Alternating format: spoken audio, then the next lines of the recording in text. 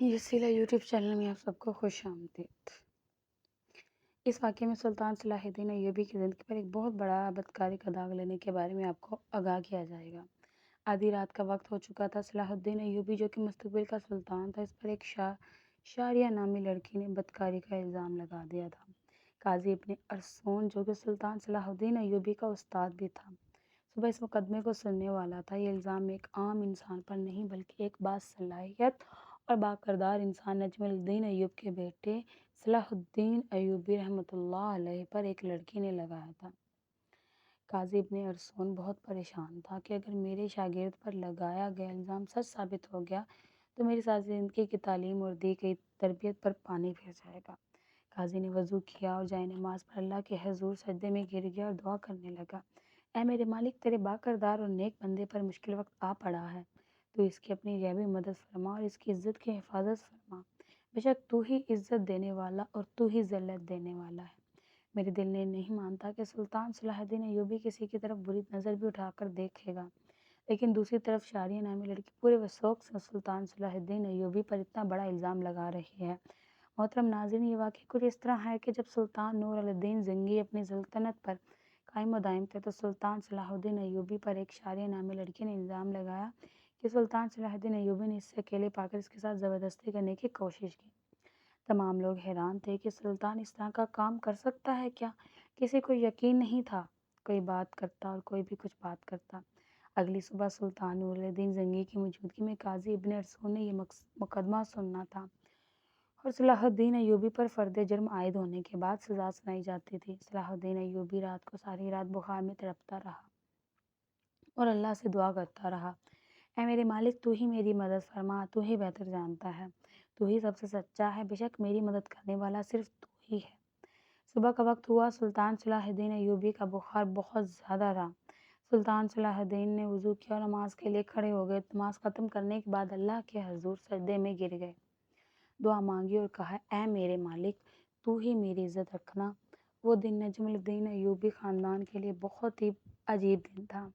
لوگ بڑی بےتابی سے اس لمحے کا انتظار کر رہے تھے کہ جب سلطان نور الدین زنگی کی موجودگی میں قاضی ابن ارسطون اس مقدمے کو سنیں گے اور سلطان صلاح الدین ایوبی کے ساتھ کیا ہونے والا ہے، کیونکہ اس وقت بھی کچھ لوگ نور الدین زنگی کے خلاف تھے۔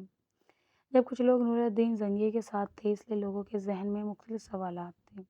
سورج طلوع ہو چکا تھا، سلطان نور الدین زنگی اپنے دربار میں آ چکا تھا اور اس کے بائیں جانب قاضی ابن ارسطون کا تخت تھا اور نیچے صلاح الدین ایوبی ہاتھ باندھے کھڑا تھا۔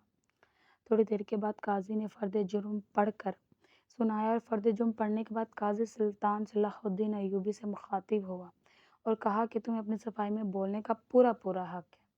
قاضی کی بات ختم ہوتے ہی سلطان صلاح الدین ایوبی علیہ نے قاضی سے مخاطب ہوتے ہوئے کہا، قاضی صاحب، اس لڑکی کو میں دیکھتا تک نہیں، اس کے ساتھ کچھ برا کرنے کے بارے میں سوچ کیسے سکتا ہوں؟ یہ سنتے ہی قاضی صاحب نے حکم دے کہ شاریہ نامی لڑکی کو حاضر کیا جائے۔ جب وہ لڑکی دربار میں حاضر ہوئی تو لوگوں کی حیرت کی انتہا نہ رہی، کیونکہ اس لڑکی کا سارا جسم ڈھانپا ہوا تھا اور صرف آنکھیں وہ بھی بڑی مشکل سے دکھائی دے رہی تھی۔ صلاح الدین ایوبی سمجھ نہیں پا رہا تھا کہ جس لڑکی کو میں نے دیکھا تک نہیں، وہ مجھ پر اتنا گھنونا الزام کیوں لگا رہی ہے؟ مجھ سے آخر ایسی کیا کون سی غلطی سرزد ہوئی جو اس لڑکی نے مجھ پر اتنا الزام بڑا لگایا؟ قاضی ارسطون شاریہ نامی لڑکے سے مخاطب ہوا اور پوچھا، بتاؤ صلاح الدین ایوبی نے تمہارے ساتھ کیا کیا؟ تو اس لڑکی نے کہا کہ میں اپنا بیان پہلے دے چکی ہوں، مزید ایسی باتیں کر کے میں مزید اپنی عزت خوار نہیں کروا سکتی۔ بخار بہت زیادہ ہونے کی وجہ سے صلاح الدین کا چہرہ زرد ہو رہا تھا اور ہاتھ کانپ رہے تھے، زبان پر بھی لرزہ طاری تھا۔ دیکھ کر مجمع کو یہ لگ رہا تھا کہ سلطان صلاح الدین ایوبی بے قصور نہیں ہے۔ سلطان نور الدین زنگی بڑے غور سے یہ سارا منظر دیکھ رہا تھا۔ پورے دربار میں سناٹا چھایا ہوا تھا۔ لوگ بڑے غور سے صلاح الدین ایوبی اور اس لڑکی کی باتوں کو سن رہے تھے۔ سلطان صلاح الدین ایوبی نے اس لڑکی سے کہا کہ تمہیں اپنے رب سے ڈر نہیں لگتا کہ تم ایک بے قصور پر اتنا بڑا الزام لگا رہی ہو؟ لوگ سمجھ رہے تھے کہ سلطان نور الدین زنگی کا بھتیجا ہونے کی وجہ سے صلاح الدین ایوبی اگر جرم برقرار دیا گیا تو سزا سے بچ جائے گا۔ سلطان صلاح الدین ایوبی نے قاضی سے کہا، جب ہم کسی بھی مسئلے کا حل نہیں نکال پاتے تو ہم پھر اپنے اللہ کی طرف رجوع کرتے ہیں، اور میں بھی اس لڑکی کو کہتا ہوں کہ اگر یہ اللہ کو حاضر ناظر جان کر اللہ کی قسم کھا کر یہ کہہ دے کہ اس کا الزام سچا ہے تو میں بھی وہ گناہ قبول کر لوں گا جو مجھ سے سرزد بھی نہ ہوا ہو۔ یہ سنتے ہی وہ لڑکی صلاح الدین کو باغور دیکھنے لگی۔ وہ سلطان صلاح الدین کی حالت سمجھ چکی تھی۔ تھوڑی دیر باغور بخوبی دیکھنے کے بعد لڑکی چیخ چیخ کر رونے لگی۔ کہا میں تمام مجمع کے سامنے اللہ کو حاضر ناظر کہتی ہوں کہ صلاح الدین بالکل بے قصور ہے، سارا گناہ میرا ہے۔ یہ سن کر سارا مجمع حیران ہو گیا اور اس لڑکی کے چند الفاظ نے مقدمے کو الٹا کر دیا۔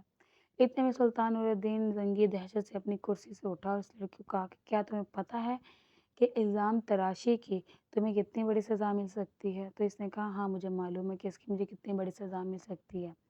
اس کے بعد قاضی نے اشاریے سے کہا کہ آخر ایسی کیا وجہ تھی کہ تم نے صلاح الدین ایوبی پر اتنا گھنونا الزام لگایا؟ تو لڑکی نے اپنی آنکھیں جھکا لی، لیکن جب سلطان نور الدین زنگی رحمۃ اللہ علیہ نے لڑکی کی طرف دیکھا تو اس نے کہا اے میرے سلطان، میں جانتی ہوں کہ مجھ سے بہت بڑا گناہ ہو گیا ہے، شاید جس کی تلافی بھی ناممکن ہے، کیونکہ جو داغ صلاح الدین ایوبی کے کردار پر لگا شاید میں چاہتے ہوئے بھی ہٹا نہ سکوں، لیکن یہ سب کرنے کے لیے میں مجبور تھی۔ سلطان نور الدین زنگی نے پوچھا کہ بتاؤ تم اس کام کے لیے کس نے مجبور کیا تھا؟ تو شاعرہ نامی لڑکی نے امیر ابن مرحوم کی طرف اشارہ کرتے ہوئے کہا کہ اس عالی مرد اپنے مجھے یہ سب کرنے کے لیے مجبور کیا۔ یہ سب سنتے ہی تمام دربار امیر ابن مرحوم کو ملامت و غصے کی نظر سے دیکھنے لگے۔